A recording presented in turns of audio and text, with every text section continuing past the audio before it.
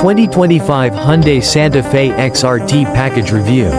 Combining an upmarket interior, 7 seats, hybrid power, good on-road manners and a sprinkling of off-road ability might sound like the perfect family wagon. Does the Santa Fe Hybrid Calligraphy XRT stack up? Likes. Good all-terrain tires and a full-sized spare wheel. Hardy floor mats and material in the boot increase durability. Still a smooth, efficient, easy and comfy family bus around town. Dislikes. In this spec, the price is right up there. Don't expect it to keep up with a Prado off-road. Cause it won't. While still quite efficient, it's not as good as a regular Santa Fe. 2025 Hyundai Santa Fe Hybrid Calligraphy XRT Peak. Many of us yearn for the big, bulky four-wheel drive as a family hauler. It can go off-road. It can tow big boats. It can fit in everyone and everything. And it portrays a certain image that many of us want. Let's be honest with ourselves. Such a choice can be burdensome. Big rigs are hard to park, expensive to run, cumbersome in tight spaces, and compromised for packaging. And if you're brave enough to face the cold facts, many Land Cruiser, Patrol, Defender buyers out there barely scratch the surface of what that vehicle is really capable of. They would be better off with something softer, something less hardcore. So, something like this might make perfect sense. A hybrid 7-seat SUV with all-wheel drive, modified lightly with different wheels and tires. Some extra protection, lifted suspension, and some extra storage to make it fitting for weekend adventures. Starting with a regular Santa Fe, picking the XRT Peak option pack does exactly that. How much is a Hyundai Santa Fe? Our starting point is the top-spec Santa Fe Hybrid Calligraphy, which starts at $75 plus on road costs. Buyers can opt for a 6-seat interior layout, with captain's chairs in the second row, for $500 extra. But we've got the 7-seater in this case. And as you'd expect, the Santa Fe Calligraphy is well stacked with standard kit, on top of a few mid-range niceties like a heated steering wheel, heated front seats and twin wireless phone chargers. The Calligraphy gets Nappa leather seats with electric adjustment up front and memory for the driver. Vented front seats, heated second-row outboard seats and some unique colorways to choose from. There's a smattering of extra tech like a head-up display, digital rear-view mirror and a trick UVC sterilization feature, along with a bunch of exterior details to help the Calligraphy stand apart. Taking the XRT Peak option pack certainly changes the exterior look. However, with off-road inspired 17-inch alloy wheels wrapped in Pirelli all-terrain tires giving a big change to the aesthetic. There's a roof rack on top, side steps down the side, and an underbody bash plate up front. The suspension is modified to give a 30mm increase in ride height, while there are also slimline weather shields on the front windows, and a stone shield across the front of the bonnet. Once you throw the $9,990 XRT Peak asking price on top of the Calligraphy, plus the $295 for an optional trim color, you're looking at a not insignificant $85.285 plus on road costs for what we have here. That's every bit of a top-spec Ford Everest, an Isuzu Mu X with plenty of change, and only a few grand shy of a $87.400 Toyota Land Cruiser Prado VX. Going more broadly among the large all-wheel drive SUVs, the Toyota Kluger Grande Hybrid is $82.860. The Kia Sorento GT Line Hybrid is a bit cheaper at $73.330, while the Nissan Pathfinder TL, with thirsty V6 power, is pricey at $82.850. Closer to home, the Hyundai Palisade Calligraphy asks for $81.719 with a diesel engine. All of these prices are before you include on-road costs. Hyundai Santa Fe best deals. If you're keen to see what's currently on the market, you can browse the full range of new and used Hyundai Santa Fe's for sale on Drive Marketplace. Find your nearest Hyundai dealer here to check out the Santa Fe. Or to do some more research on the model range, including new offers. You can read the latest Hyundai Santa Fe news here. How big is a Hyundai Santa Fe? Along with picking up a new boxy exterior, this new Santa Fe has grown in most dimensions compared to the model that it replaced. Width carries over at 1,900 millimeters. But this new model is taller, especially with the XRT treatment, and longer. The wheelbase has grown as well to 2,815 millimeters. Inside, there is a good sense of space available. Once again, thanks to those boxy dimensions. There's loads of vertical glass for visibility and that sense of airiness. Which really reminds me of older versions of the Land Rover Discovery. In fact, this Santa Fe is quite similar to the Land Rover Discovery 4. And with the top-spec calligraphy treatment, there is a real upmarket presence inside the Santa Fe. Sit inside, have and look and feel around, and tell me that the Korean automotive industry isn't currently at the peak of its powers. It's classy, with a nice range of colors and textures that play nicely off each other. But at the same time, and arguably more importantly, there is loads of storage available in the Santa Fe. Along with two glove boxes in front of the passenger, one of which has a trick UVC sterilization light feature. The other also has an extra storage shelf. The center console is quite big, and there's a big storage area underneath the floating center console, along with a 12 volts power outlet. Up on top, you've got twin USB-C power outlets and wireless charging pads, which double as a handy space for storing all your bits and bobs. This is helped along by the steering column mounted gear shifter, which frees up space between driver and front passenger. The Nappa leather seats have plenty of adjustment available, along with heating and ventilation, are plenty comfortable, and add to the upmarket vibes inside. The second row, which sports the same range of materials on the doors and seats, is as spacious and comfortable as you'd want. Visibility is quite good from here thanks to the high seating position and plenty of tall, vertical glass. The seats are able to be slid fore and aft, and backrests can be tilted for additional comfort. And that's important, because you'll need to adjust the middle to get the best out of the back. But otherwise, we have pillar-mounted air vents, USB-C chargers in the backs of the front seats, and cup holders on the doors.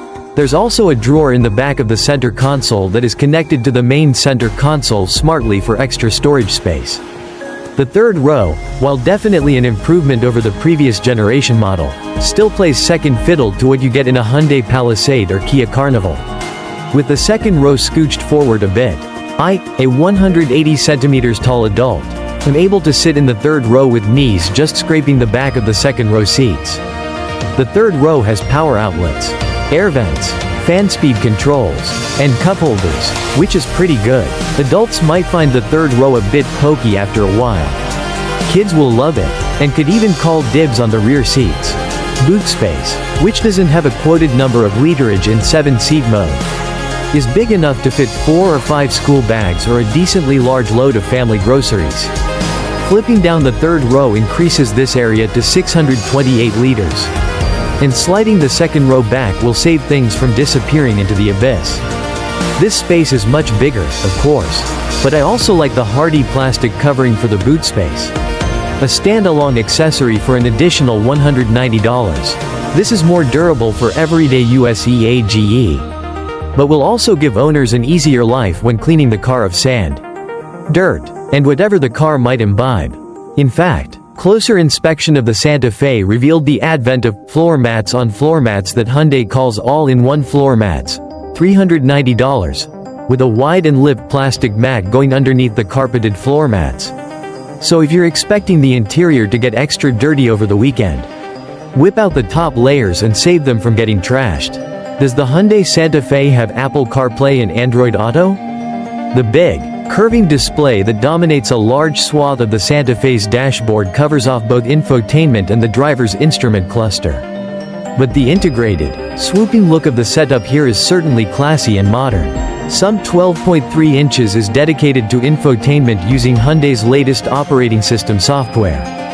As you would expect, all of the ingredients are included here: wired and wireless Apple CarPlay and Android Auto, digital radio and native navigation, as well as a few more gimmicky tricks you might like or be happy to live without. In our time with the car, we found the infotainment system to be stable and responsive, without any dropouts or laggy episodes. The new Santa Fe connects up to the Hyundai BlueLink smartphone app, which can give you a wide range of functions and features to dig into. This is one of the better and more feature-laden setups out there. But it's a subscription service after the first 5 years of complimentary access. Is the Hyundai Santa Fe a safe car?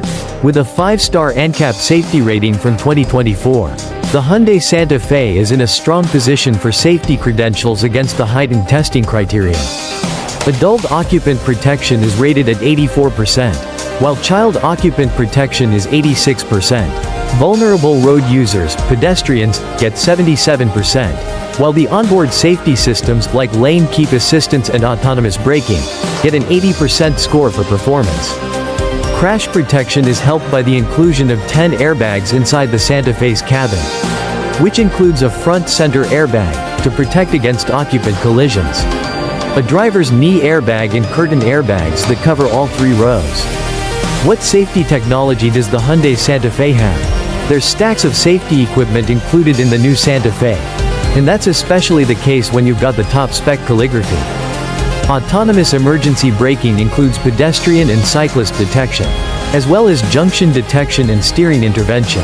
There's also lane keep assistance, lane departure warning, road edge detection, rear cross traffic alert and blind spot monitoring.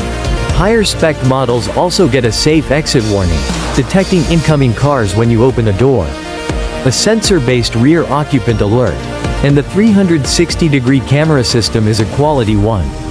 Like many new vehicles, the Santa Fe keeps an eye on road signs for an indicated speed, as well as driver attention monitoring. On the latter, the feature is well tuned to not be affected by sunglasses and mostly isn't overly onerous. But still, sometimes it blows up at you for using your neck and mirrors or glancing at the infotainment display. On the former, there are still cases where the speed reading can be incorrect for a variety of reasons, and start warning you for overspeeding when you're not. The trick here is to assign one of your shortcut buttons on the steering wheel to the driver assistance page, so you can mute the traffic sign recognition features and save a few unnecessary bombs and your sanity. How much does the Hyundai Santa Fe cost to service? The Santa Fe costs $2,405 for 5 years of servicing, which will get you to 50.000 kilometers and works out at a reasonable $481 per year on average. 3 years of servicing works out to be a little more expensive on average at $496 per year. The vehicle is covered by a 5-year, unlimited kilometer warranty for private use. Vehicles used for deliver, rideshare or other commercial duties have a 130.000 kilometers distance limit applied, if fitted at the time of purchase. The XRT Peak accessory pack is also covered for 5 years against manufacturing defects, while it doesn't stretch to include the additional cost of the XRT Peak pack. Insurance for a top-spec Santa Fe Calligraphy is $2,159 according to an online quote generator. This is a comparative quote for a 35-year-old male living in Chatswood, NSW. Insurance estimates may vary based on your location, driving history, and personal circumstances. Is the Hyundai Santa Fe fuel efficient? Adding a hybrid driveline that matches Toyota's technology for outright efficiency, according to the claim, is a big deal for Hyundai, and is important considering diesel power is no longer offered.